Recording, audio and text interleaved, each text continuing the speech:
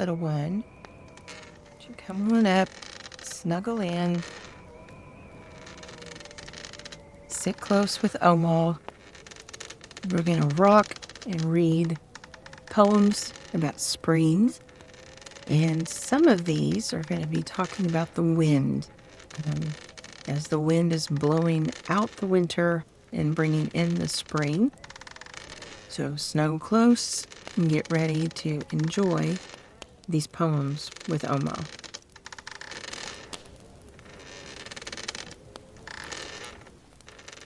Windy nights.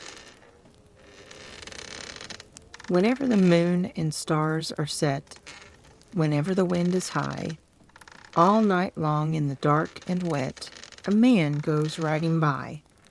Late in the night, when the fires are out, why does he gallop and gallop about? Whenever the trees are crying aloud and ships are tossed at sea, by on the highway, low and loud, by at the gallop goes he. By at the gallop he goes, and then by he comes back at the gallop again.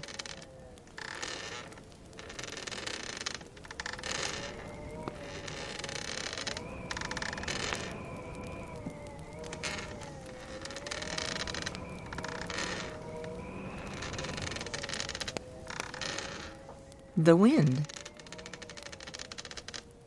I saw you toss the kites on high and blow the birds about the sky, and all around I heard you pass like ladies' skirts across the grass. O wind, a-blowing all day long, O wind that sings so loud a song. I saw the different things you did, but always you yourself you hid. I felt you push, I heard you call, I could not see yourself at all. O wind, a-blowing all day long, O wind that sings so loud a song. O you that are so strong and cold, O blower, are you young or old? Are you a beast of field and tree, or just a stronger child than me? O wind, a-blowing all day long, O wind that sings so loud a song.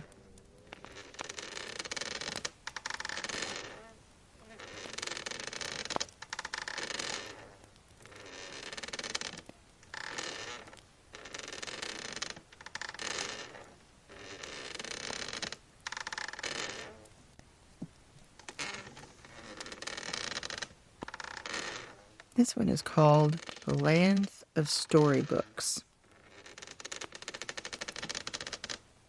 At evening, when the lamp is lit, around the fire my parents sit.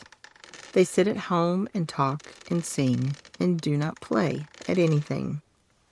Now, with my little gun, I crawl all in the dark along the wall and follow round the forest track away behind the sofa back.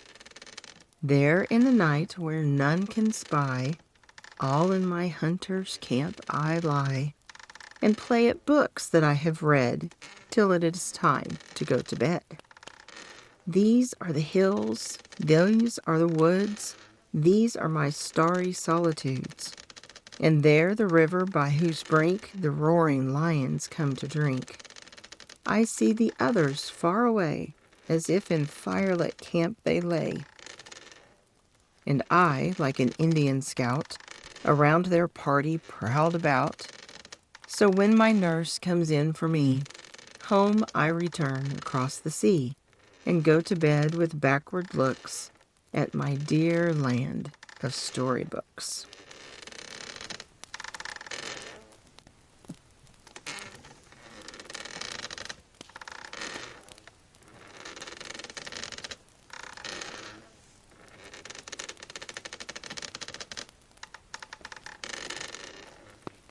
Now I'm going to switch books.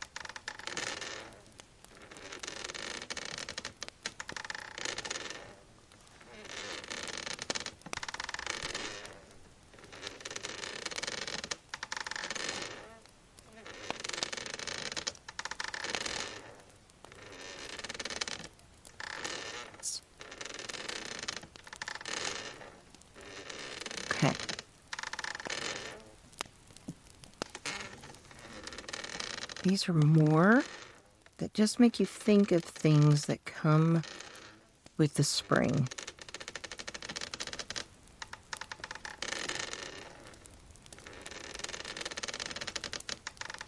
This one is called the rainbow. My heart leaps up when I behold a rainbow in the sky. So was it when my life began, so is it now I am a man. So be it when I shall grow old, or let me die. The child is father of the man, and I could wish my days to be bound each to each by natural piety.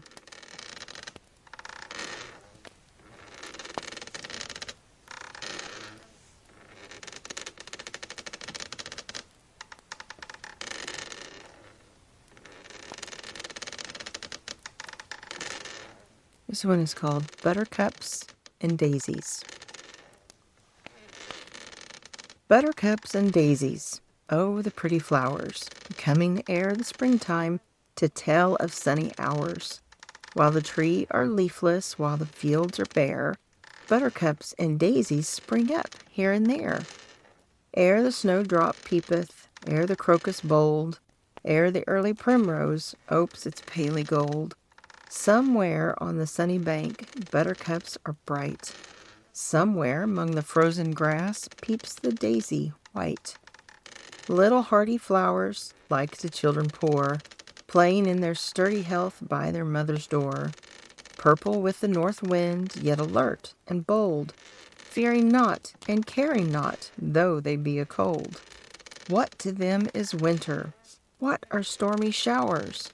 Buttercups and daisies, are these human flowers? He who gave them hardships and a life of care gave them likewise hearty strength and patient hearts to bear.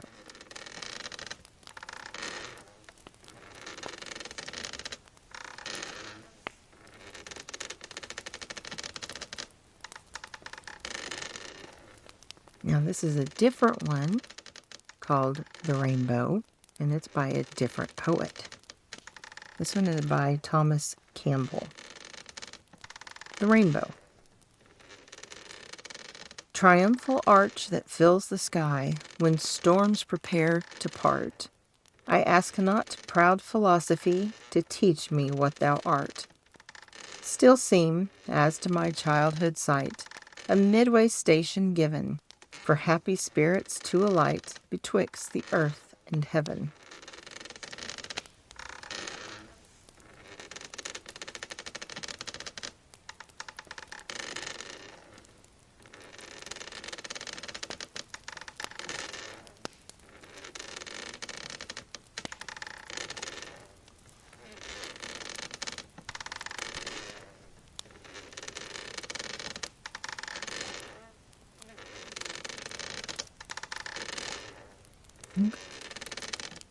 This one is called How Sleep the Brave. This one's by William Collins. How sleep the brave who sink to rest by all their country's wishes blessed, when spring, with dewy fingers cold, returns to deck their hallowed mold. She there shall dress a sweeter sod than fancy's feet have ever trod. By fairy hands their knell is rung, by forms unseen their dirge is sung. Their honor comes, a pilgrim gray, to bless the turf that wraps their clay, and freedom shall awhile repair to dwell a weeping hermit there.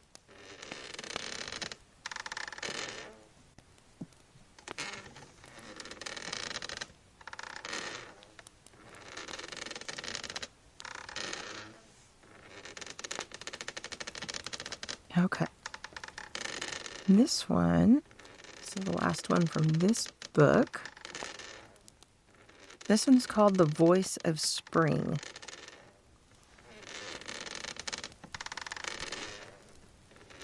I come, ye have called me long.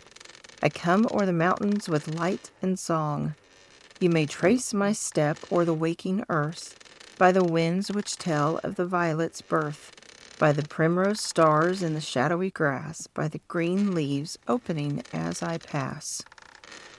I have breathed on the south and the chestnut flowers, by thousands have burst from the forest bowers, and the ancient graves and the fallen fanes are veiled with wreaths on Italian plains.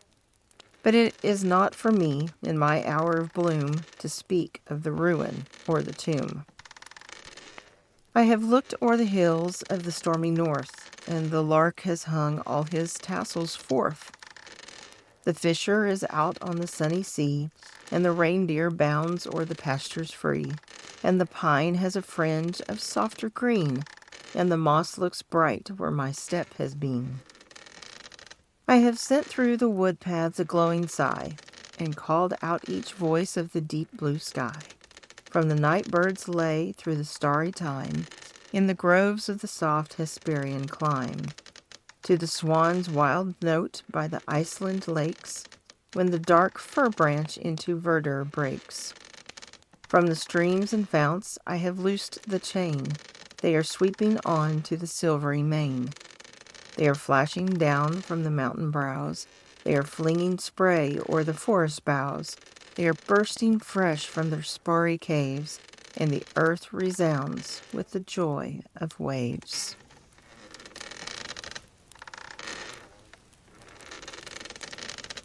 Let my mom get her out of the book.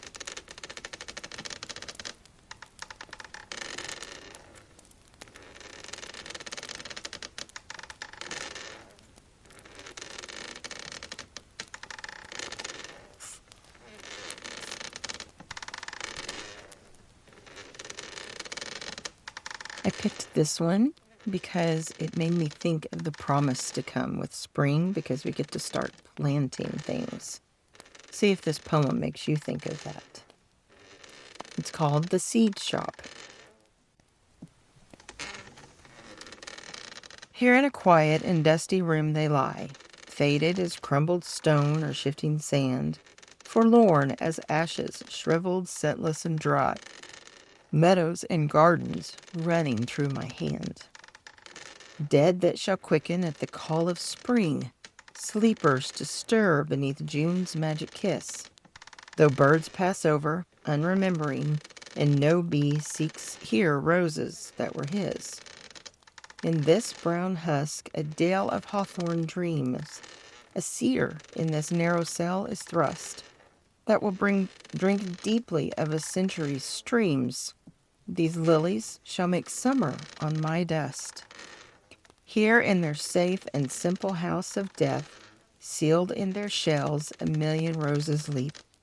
Here I can blow a garden with my breath, and in my hand a forest lies asleep.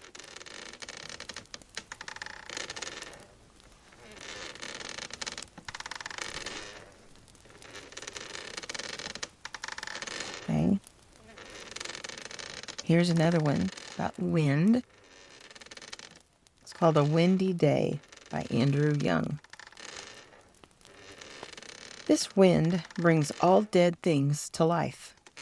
Branches that lash the air like whips, and dead leaves rolling in a hurry, or peering in a rabbit's bury, or trying to push down a tree.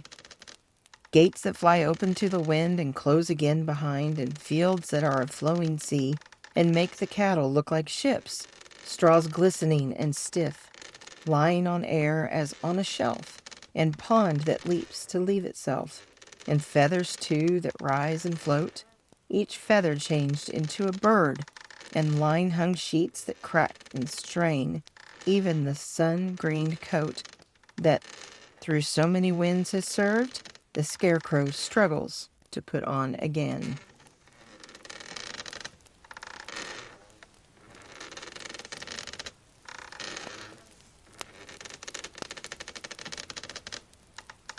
This next one is called Only the Wind Says Spring.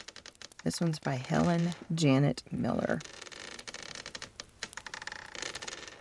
The grass still is pale, and spring is yet only a wind stirring over the open field. There is no green even under the forest leaves, no buds are blurring. The pencil sketch of trees. No fields yield, the song of larks, nor the buzz of bees conferring. Only the wind says spring. Everything else shouts winter. The whitened beards of grass, the shriveled legs of corn with their trousers flapping, the year-old cuts in the root of the sassafras, a spruce cone empty of seeds, the scales unwrapping, open to dryness, last year's withered peach, a stiff tomato vine begin to splinter, the crones of milkweed talking each to each. The earth stands mute, without a voice to sing, but the wind is saying spring.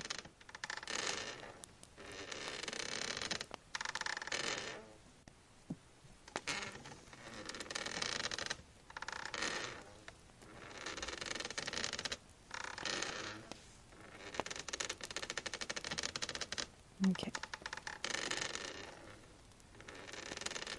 This one is called Scarcely Spring, and it's by Louis Untermeyer.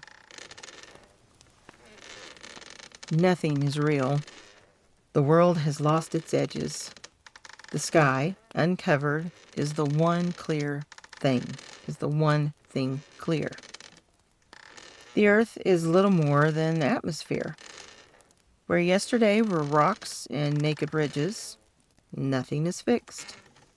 Tentative rain dislodges green upon green or lifts a coral spear that breaks in blossom, and the hills appear too frail to be the stony fruit of ages. Nothing will keep. Even the heavens waver. Young larks, whose first thought is to cry aloud, have spent their bubble notes, and here or there a few slow-hearted boys and girls discover a moon as insubstantial as a cloud, painted by air on washed and watery air.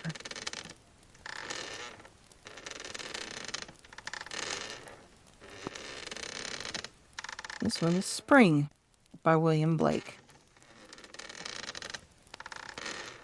Sound the flute. Now it's mute. Birds delight day and night. Nightingale in the dale, lark in sky, merrily, merrily, merrily, to welcome in the year. Little boy, full of joy. Little girl, sweet and small. Cock does crow, so do you. Merry voice, infant noise, merrily, merrily, to welcome in the year. Little lamb, here I am, come and lick my white neck. Let me pull your soft wool, let me kiss your soft face. Merrily, merrily, we welcome in the year.